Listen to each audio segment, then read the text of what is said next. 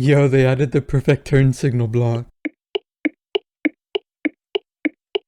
So I was playing with the new snapshot, and actually this bulb block is pretty good for flying machines. This block has quite a lot of unique features to itself, but the basic rundown for a flying machine perspective is a slower node block, but that's also transparent.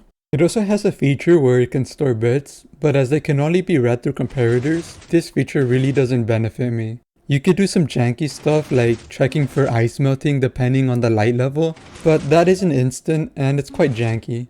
Anyways, the reason why this block is so game changing is the 1 game tick delay. Previously, if you needed a 1 game tick extension or delay, you would have to take the difference between 2 types of extensions, but this came at a cost. You had to delay both of the systems by at least 2 game ticks, and this could only be done with the use of at least 2 pistons. Now we don't have the initial delay, and in some scenarios the volume could be reduced by half.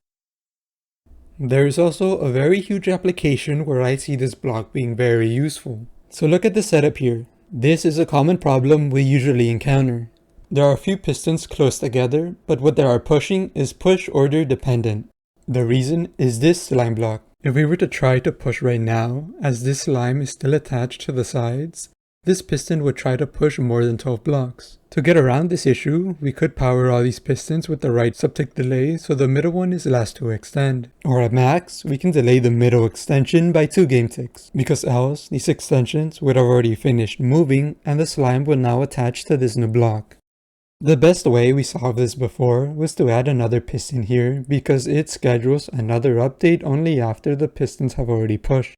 This solution keeps everything in one segment and keeps everything quite simple.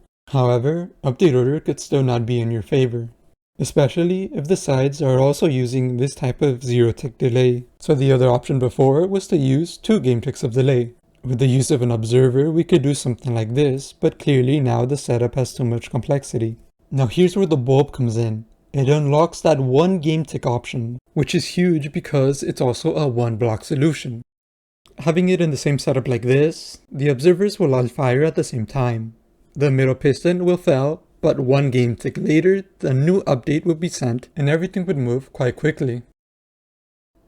Well, those are my thoughts on the new snapshot. I know that the crafter is getting a lot of attention, but for flying machines, the bulb block is very huge. If the next snapshot adds flying machine related content, I might make another quick video.